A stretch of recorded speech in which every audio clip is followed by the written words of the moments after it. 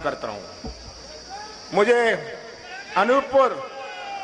अनूपपुर आके खुशी हुई, पर साथ साथ दुख भी हुआ।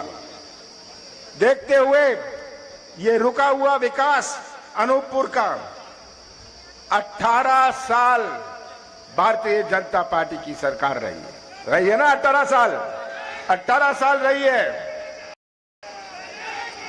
18 साल में ना अमरकंटक की चिंता, ना मां नर्मदा की चिंता, ना रोड की चिंता।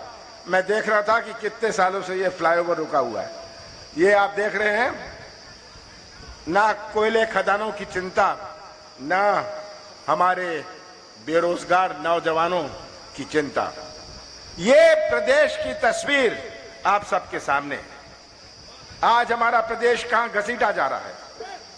इतने साल भारतीय जनता पार्टी और शिवराज सिंह जी घोषणाएं करते रहे। आज हमारा भटकता हुआ नौजवान, हमारा अनूपपुर जिला धनी जिला है, पर इस धन का उपयोग अनूपपुर में कितना होता है मैं पूछना चाहता हूं। हमारे अनूपपुर का धन का कितना उपयोग होता है। ये अनूपपुर तो मध्य प्रदेश के बाकी जिलों को सब्सिडाइज करता है, कुछ सब्सिडी देता है, और यहां का भटकता हुआ नौजवान, यहां की विभिन्न समस्या, अस्पताल की देखिए, चिकित्सा की देखिए, स्कूल की देखिए, ये आज सब चीजें आप सबके सामने हैं। आज 5 महीनों में चुनाव है। मैं ज्यादा लंबी बात नहीं करना चाहता। 5 महीनों में चुनाव है। 2018 के दिसंबर में हमने वोट से सरकार बनाई थी, वोटों से बनाई थी। भारतीय जनता पार्टी ने 2020 में नोटों से सरकार बनाई। कैसे सौदा कर लिया और सरकार नहीं रही। मैं मुख्यमंत्री था, मैं भी सौदा कर सकता था, पर मैं मध्य प्रदेश की पहचान सौदे की राजनीति से नहीं बनाना चाहता था। मैं कुर्सी के लिए गैर नैतिक समझौता नहीं करना चाहता था। पर 15 महीने में कौन सी चुनौती मेरे पास नहीं थी। शिवराज सिंह जी ने कैसा प्रदेश मुझे सौंपा था, एक ऐसा प्रदेश जो हर नजरिए से बर्बाद था। आत्महत्या में नंबर 1 मध्य प्रदेश, ऐसा प्रदेश मुझे सौंपा था। बेरोजगारी में नंबर 1, ऐसा प्रदेश मुझे सौंपा था। महिलाओं पर अत्याचार में नंबर 1, ऐसा प्रदेश मुझे सौंपा था। कौन सी चुनौती नहीं थी। हमने शुरुआत करी। 15 महीनों में की जो हमारी सरकार थी, 2.5 महीने गए लोकसभा चुनाव और आचार संहिता में। 11.5 महीने में हमने अपनी नीति और नियत का परिचय दिया। और शिवराज सिंह जी पूछते हैं,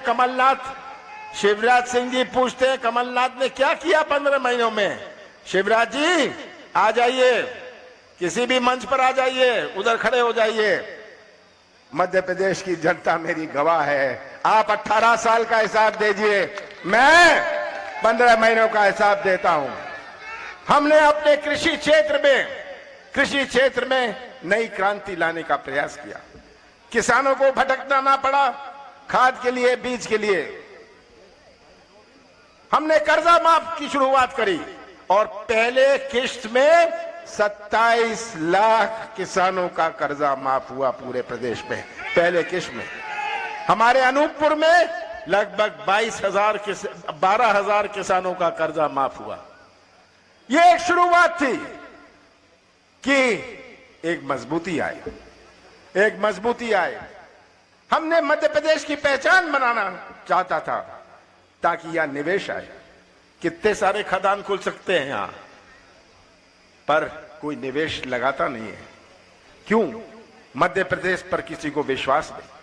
जिसको अपना सामान बेचना है तमिलनाडु में, केरल में, वो पंजाब और हरियाणा में अपना उद्योग लगाता है। क्यों? मध्य प्रदेश में किसी को विश्वास नहीं। मध्य प्रदेश की पहचान भ्रष्टाचार से। कौन लगाएगा निवेश? हमारा नौजवान, आज का नौजवान, ये सबसे बड़ी चुनौती है। आज का भटकता हुआ ये नौजवान जो है, यही सबसे बड़ी चुनौती है। यही नौजवान, माताओं और बहनों ने कितने प्यार से इन्हें पाला पोसा है, और अगर इस नौजवान का भविष्य अंधेरे में रहा, यही नौजवान जो निर्माण करेगा मध्य प्रदेश का, तो मध्य प्रदेश का कैसा निर्माण होगा? मध्य प्रदेश की पहचान, मध्य प्रदेश की पहचान क्या नहीं, मध्य प्रदेश की पहचान क्या माफिया से होगी? मध्य प्रदेश की पहचान क्या मिलावट से होगी? मैंने शुद्ध का युद्ध शुरू किया, माफिया के खिलाफ मुहिम चलाया, क्योंकि लोगों को मध्य प्रदेश में विश्वास हुए और निवेश आए। कौन सी गलती मैंने करी? कौन सा पाप मैंने किया? 1000 गौशालाएं अगर मैंने बनवाई जो मध्य प्रदेश के इतिहास में नहीं बनी थी, कौन सा पाप मैंने किया? अगर मैंने 100 रुपए 100 यूनिट बिजली दी, कौन सी गलती मैंने करी? अगर किसानों का कर्जा माफ किया, अगर हमने पेंशन बढ़ाया, सामूहिक विवाह के लिए पैसे दिए, कौन सा पाप मैंने किया? ये आप सबके सामने है। मैं तो शिवराज सिंह जी से पूछता हूं कि आप जनता को हिसाब दें, जनता को हिसाब दें कि आपने क्या दिया। आज पंचायती सिस्टम हमारा आपने लूट लिया है। आपने दिया क्या? मैं शिवराज सिंह जी से पूछता हूं, क्या दिया? शिवराज सिंह जी, मैं बताता हूं आपने क्या दिया। आपने महंगाई दी, शिवराज जी आपने बेरोजगारी दी, शिवराज जी आपने भ्रष्टाचार दिया, शिवराज जी आपने कोरोना में मौत दी, भर्ती घोटाले दिए, आपने माफिया राज दिया, और बताऊं, शिवराज जी ने घर घर में शराब दी। ये शिवराज जी की उपलब्धि थी। ये सब आज आपके सामने है। इनको आज हमारे नौजवान, भटकते हुए नौजवान की पुकार नहीं सुनाई देती। इनको आज ये किसान जो न्याय के लिए घूम रहा है, उनको दिखता नहीं। इनकी आंख नहीं चलती, कान नहीं चलते, मुंह बहुत चलता है, पर मुंह चलाने में और प्रदेश चलाने में बहुत अंतर होता है। ये आप सबके सामने है। आज का नौजवान बिना काम के, आपका किसान बिना दाम के, शिवराज जी आप किस काम के? ये मैं शिवराज जी से पूछता हूं। तो ये तस्वीर आप सबके सामने है। और 18 साल भारतीय जनता पार्टी ने आज अपने प्रदेश को कहां घसीटा है? कहां घसीटा है हमारे प्रदेश को? यहां हमारा अनूपपुर, इतना धनी जिला, जहां देखो वहां पुकार है, वहां पुकार है विकास की। आज मैं यही कहना चाहता हूं आपसे कि 5 महीने में चुनाव है। हमारे पंचायत के चुनाव भी होते हैं, जनपद के चुनाव भी होते हैं, जिला परिषद के चुनाव भी होते हैं, लोकसभा के चुनाव होते हैं, हमारे विधानसभा के चुनाव होते हैं। ये हमारे संविधान का त्योहार है। हर चुनाव का अपना मायने होता है, हर चुनाव का अपना मायने होता है। और 5 महीने बाद जो चुनाव है, ऐसा चुनाव अभी तक नहीं हुआ। हमारे देश की संस्कृति जो जोड़ने की संस्कृति है, हम दिल जोड़ते हैं, संबंध जोड़ते हैं, रिश्ता जोड़ते हैं, ये संस्कृति हमारी देश की है। ये संस्कृति कांग्रेस की है, ये खतरे में है। हमारे विभिन्न धर्म अपने देश के, हमारे विभिन्न जातियां, हमारे विभिन्न भाषाएं, ऐसा कोई देश विश्व में नहीं है। हमारे विभिन्न देवी देवताएं, हमारे विभिन्न त्योहार, कोई ऐसा देश विश्व में नहीं है। पर भारत एक झंडे के नीचे खड़ा है, क्योंकि हमारे संस्कृति जोड़ने की संस्कृति है। हमारे आदिवासी समाज में कोई कोल है, कोई कोरकू है, कोई गोंड है, सब में भाईचारा है। आपके गांव में कितने जातियों के लोग हैं, पर भाईचारा है। आज हम क्या देख रहे हैं मणिपुर में, आपने अखबार में पढ़ा कैसे आदिवासी गैर आदिवासियों का झगड़ा कराया, कितनों की मौत हुई मणिपुर में।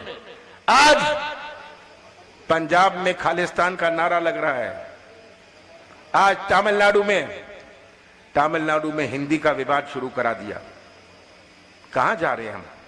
आपको इस चुनाव में तय करना है कि हम कैसा प्रदेश और कैसा देश हम आगे आने वाली पीढ़ियों को सौंपना चाहते हैं। कैसा प्रदेश हम आगे आने वाली पीढ़ियों को सौंपना चाहते हैं। बाबा साहब अंबेडकर ने संविधान बनाया। ऐसा संविधान बाबा साहब अंबेडकर ने बनाया जो पूरे विश्व में मशहूर है। पर अगर यह संविधान गलत हाथों में चला जाए तो क्या होगा? ये चुनाव में ये फैसले होने हैं। विकास का मुद्दा तो है, किसी उम्मीदवार की तरफ मत देखिएगा, पार्टी की तरफ मत देखिएगा। यही मैं आपसे कहने आया हूं। आप तो तस्वीर रख लीजिए सामने, सच्चाई का साथ दीजिएगा। सच्चाई का साथ देंगे तो आप अनूपपुर के भविष्य को सुरक्षित रखेंगे, मध्य प्रदेश के भविष्य को सुरक्षित रखेंगे।